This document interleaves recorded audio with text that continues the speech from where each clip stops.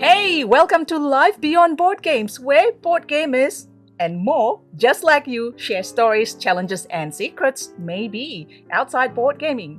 We hopefully will make you feel good, laugh, cringe, cry, or maybe fall asleep if that's what you want. I'm Stella from Maple University.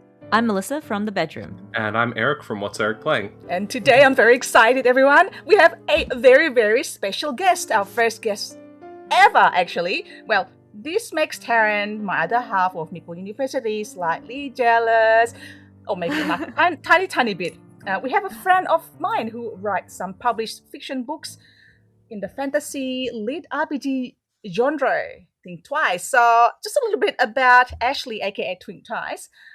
He's an author-based fantasy author with 2 series under his belt, including Mark of the Critic, which is an Amazon bestseller. His main genre is LitRPG, which blends video games and literature together. What a grand entrance that is, and it is such an honor for us to have our first guest here in the podcast. Hello, Think Twice, aka Ashley. Welcome, Ashley. Hi, Stella. Hi, Melissa. Hey. So good to have you here. No problem. Wow, that was a great introduction. Well, you are a big written or published author, and I've been reading your books, and I've been reading LitRPG books as well. And it's actually recently, it's been a mind-blowing experience for me, knowing that there's this genre. Is that, I think this is it's not new, but I just found out about it. Honestly, most people don't even know about it, so I'm glad that you found out. Well, now, and hopefully everyone knows more about it. We are going to actually talk about a particular topic that actually resonates with a few of us, which is failure or pressure that can lead to other success. Or some may say it's blessing in disguise. Audience, have you had any experience like that where you think everything is going to fail, or you are actually feel like the universe is against you, but yet you find something, and that something is actually giving you something special in the future, but you just don't know yet? We're talking about a little bit about like how failure can lead to a new renewed sense of purpose, renewed outcome, or something that's like failure as a motivator, not just failure as a way to like lead to burnout. So what we want to ask you, Ashley, is to tell us a little bit about your background and your journey as an author. Tell us about any setbacks or challenges you may have encountered, and what did success look like for you when you finally arrived? Well, the good thing is I have a lot to talk about. Yay! So many failures and a lot of pressures. Yay! That's how life went for me. Woo! I can't wait. Well, I've talked to Stella a bit about this before. Funnily enough, my first series that got published was written while I was crippled and unable to use my hands and legs. So you can probably work out the logistics of that. Oh, wow. It was a bit of pressure, I'm not going to lie, down to the last dollar kind of thing. That's what I spent my, I think I spent my final bit of money on a USB microphone so I could try to learn dictation. And I was like, okay, well, my food's going to be pretty bad for the next foreseeable future because I can't work or anything. And then pretty much the next day after I did that, I started working on a story. I realized a few different things at that time. And the main one was that I really wanted to be a writer. I really wanted to be a published author. And if I was going to do something with my time, because let's face it, I couldn't do much at the point if you can't use your arms and legs, why not write and see what happens? And what happened was, funnily enough, a best-selling series. So there was a lot of pressure. I wouldn't say I rose to it. I more stumbled into the success by writing. And as for the failures, well, to be honest, before then, I'd written about 28 different stories and soft published them, and none of them had done anything. Nowhere near Mark of the Critic, nowhere near any sort of success. Maybe I call them failures. I prefer to call them stepping stones. Yeah. Stepping I mean, I'm stones. sure you guys have similar experiences, right? Well, that was very amazing. I've never failed in my life. When it came to publishing, I just like remember like an interview with J.K. Rowling. She got rejected from like every publishing house until like the one accepted her. What was it like getting published for you? Was it difficult? Was it easy? Or The getting published part was honestly, it was pretty easy. I mean, very stressful. But very easy because all right. So J.K. Rowling did get rejected by a lot of people, and it's a very very familiar story, right? I think I wrote about.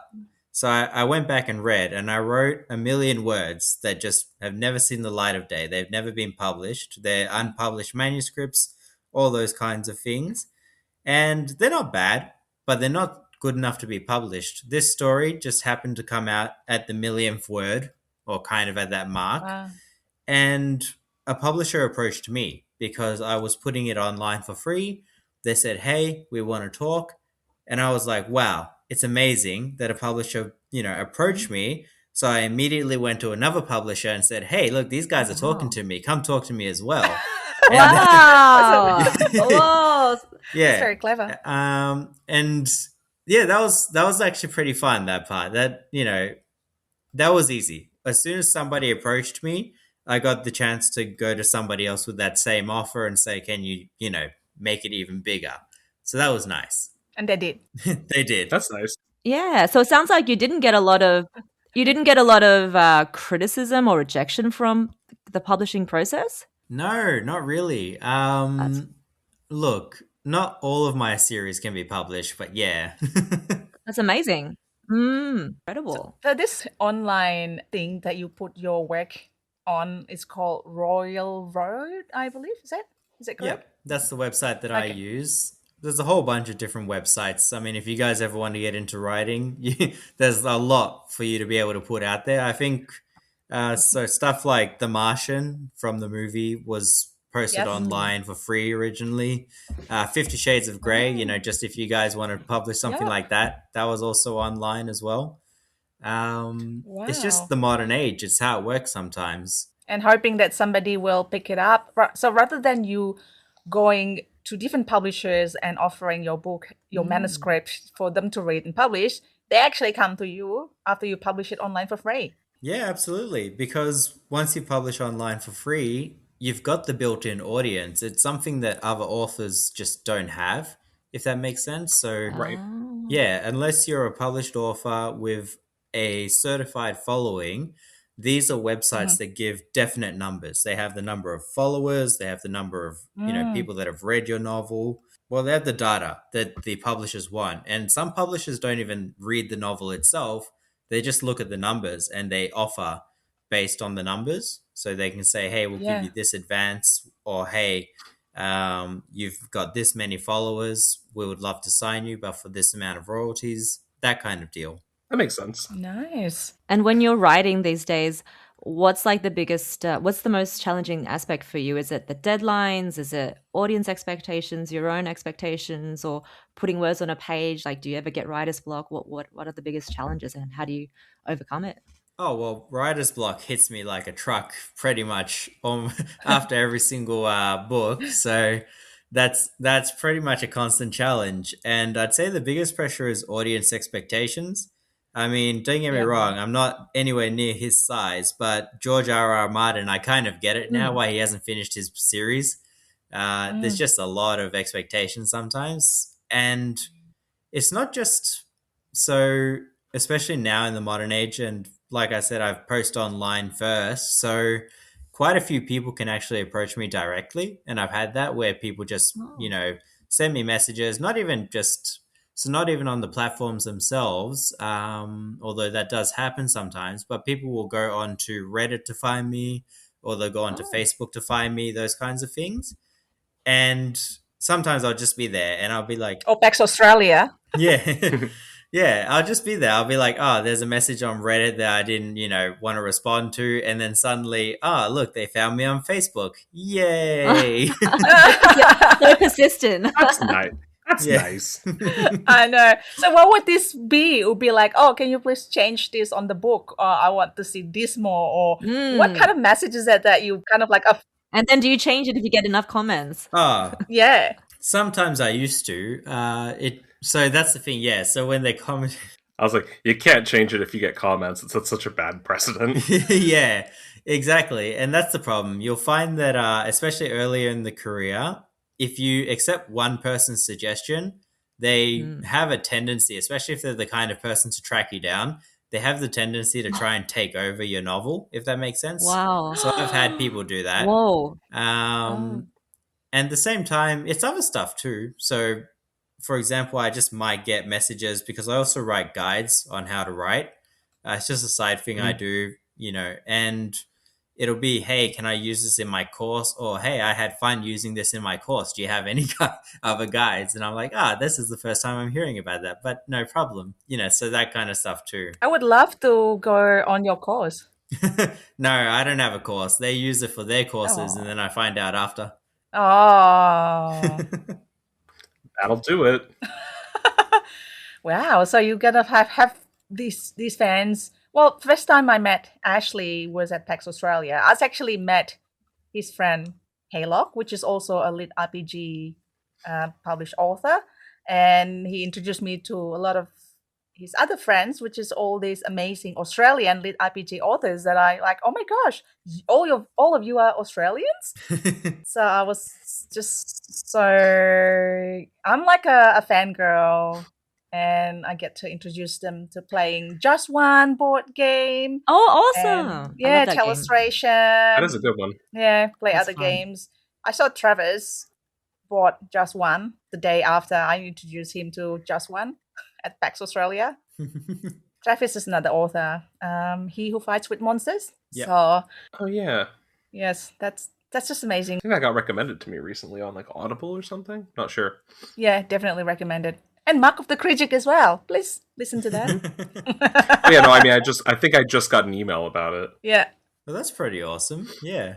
Ashley, do you get to play many board games, and do board games ever inspire the plot lines in your stories or characters or anything? Well, I've been playing more board games, especially because Stella's been inviting me out to actually Yes. go and play board games. Yes, excellent. Woohoo. But to be honest, yeah. It's a good thing that you are in Melbourne. Yeah, exactly. It is a good thing. Melbourne's a really good hotspot, actually, for just, I don't know, having fun with these sorts of things.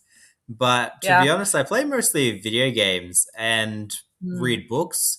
And the reason for that is because I didn't expect this when I was becoming an author. It's just a really good perk.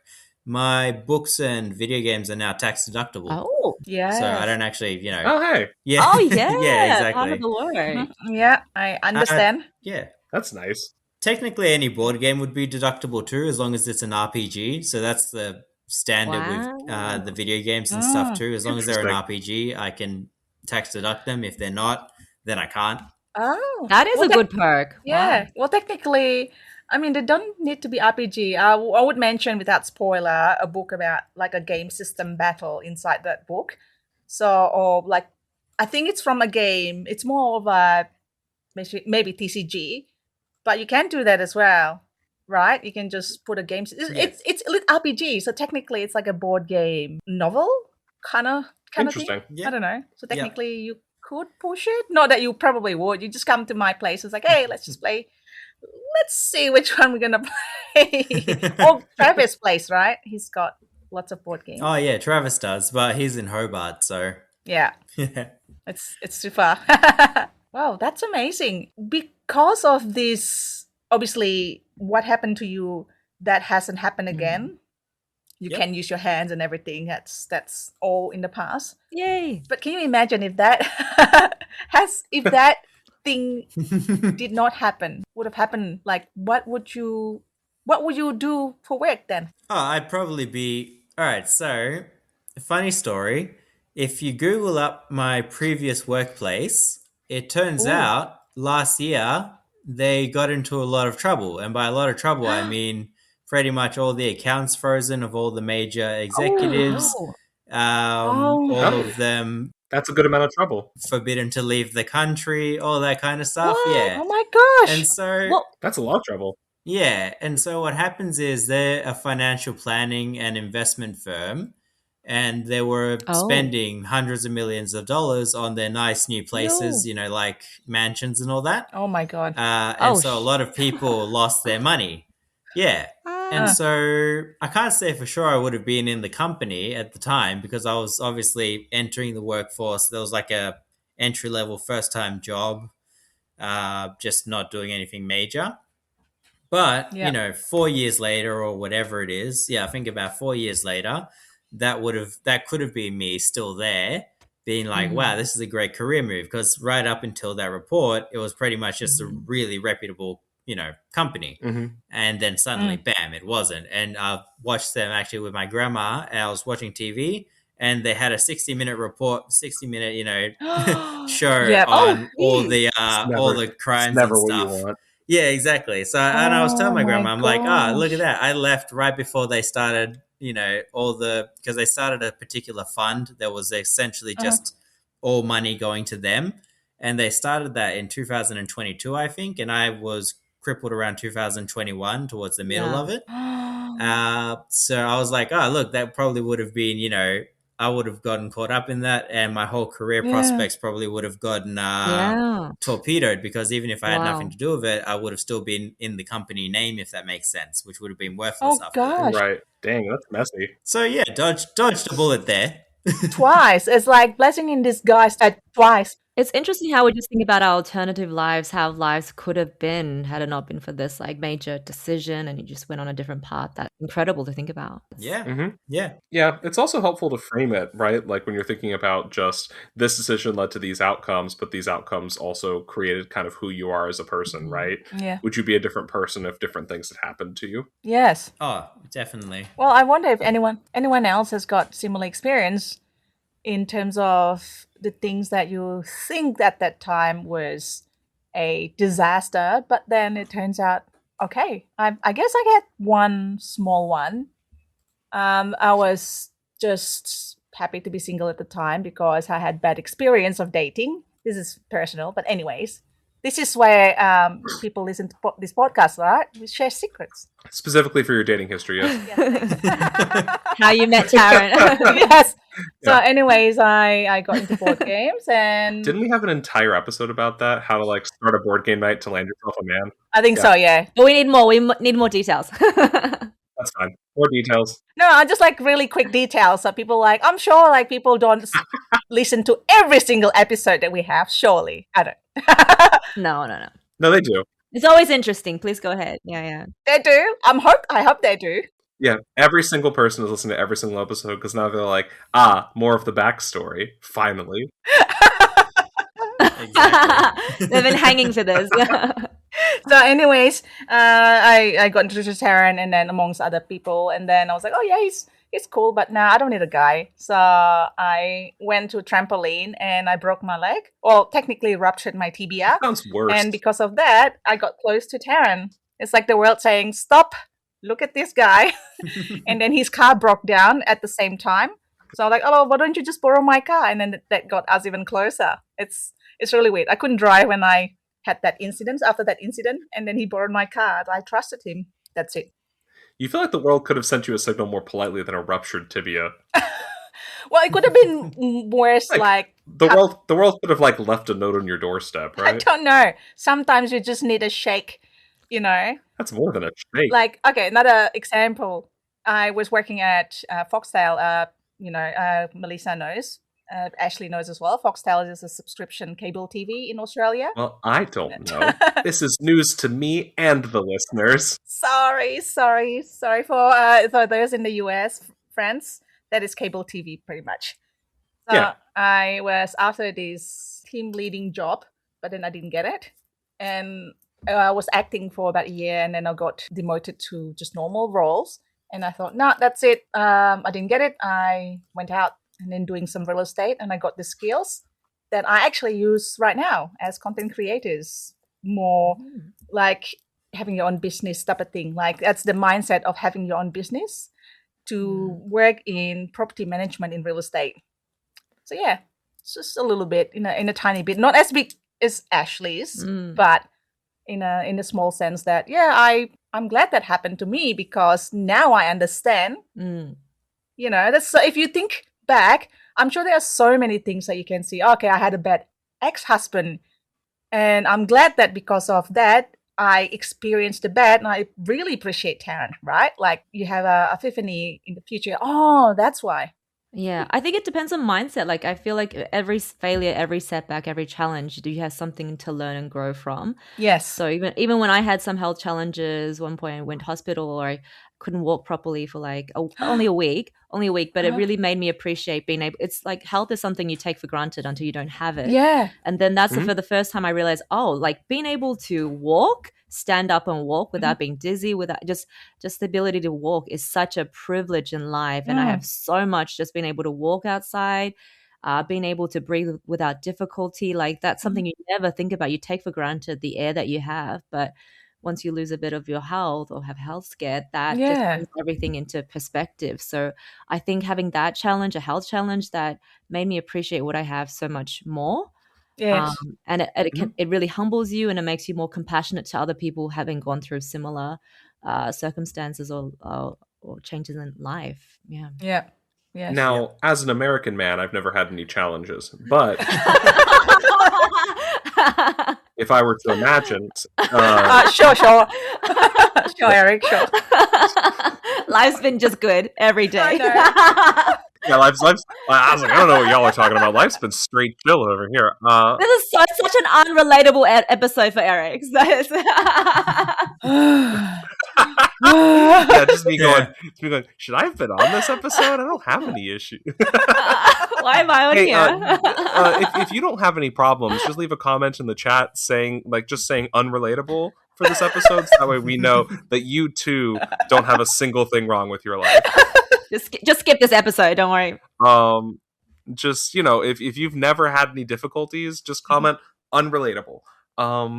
But no, I mean, I think that's pretty critical, right? Like it's about, I think that's actually, to tie it back in some way to board games in an annoying way. I think that's part of why I think that play and like gaming is very important in like early childhood development, because it teaches kids that failure is not the end of the world, and a loss is not the end of the world. And like the thing is, you can look at a losing state and say, oh, I could have done X, Y, and Z to turn my fortune around for next time. Yes. Right? And so sometimes it's you rolled the dice went bad, and you're just like, this has nothing to do with me. Sometimes it's, oh, I shouldn't have put all of my battleships in one giant cluster in the middle. That was probably dumb. So you're basically saying that board gamers experience these in daily basis when they play board games, when they make bets. Ideally, there are some people who, I have encountered people in my life who, despite playing a lot of board games, have never actually had a single problem in their lives. What? It does make them very, very bad board gamers because they take losing very personally. Oh, these unicorns exist. But I do think it's important though, like for kids, especially younger players, learning that how to fail fast and how to fail like gracefully, and turning that into what is the takeaway from this experience. I tell people that even for like a bad breakup, they should look at it and say like, but what did I learn about myself from this experience, and what behaviors am I not going to tolerate coming back around next time? Yeah, totally. Because if you're not growing from the experience, then the experience is kind of useless. It's interesting because I've been recently thinking about this just by playing pickleball. That's just my sport hobby, and I talked to a lot of the community in pickleball, and we were talking about attending tournaments, and a lot of people are like, oh, I don't want to attend a tournament until I'm like Duper 4.0 or above 4, which is pretty high, and so they're afraid of competing in tournaments because they just don't feel good enough, or they're going to fail. They don't want to fail until they're like super, super good and can beat people before competing. I want to go to a tournament and just absolutely eat shit. Like, I want to be the single worst player. You learn more, right? Yeah. Well, and I want people to look and be like, wow, that guy's in this tournament and he sucks. I could also be in the tournament. Like, yeah, that's more inspiring, right? Yes. Exactly. Inspirational story. Right? Like, it's I showed up and I knew jack shit about pickleball. I was like, yeah, do I get a pickle after I'm done?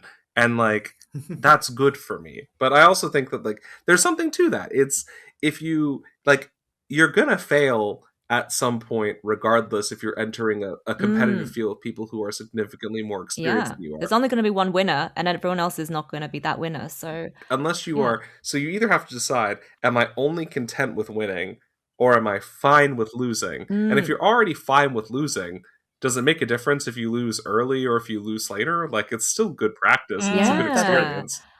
It's all a matter of mindset. Yeah, and my mindset is I am totally fine eating shit at pickleball. Okay. And that's what it's more inspiring to me. Like, for me, if I see someone putting their hat in the ring, even if they're like intermediate or beginner and they're up against, you know, more experienced players, but they're humble and they're losing, that's just, but they're getting experience and they're learning and reflecting each time. That's more inspiring for me when I see that, to also do the same and just have the courage to just be okay with failure. And you know, I also just kind of like being bad at things. I don't know.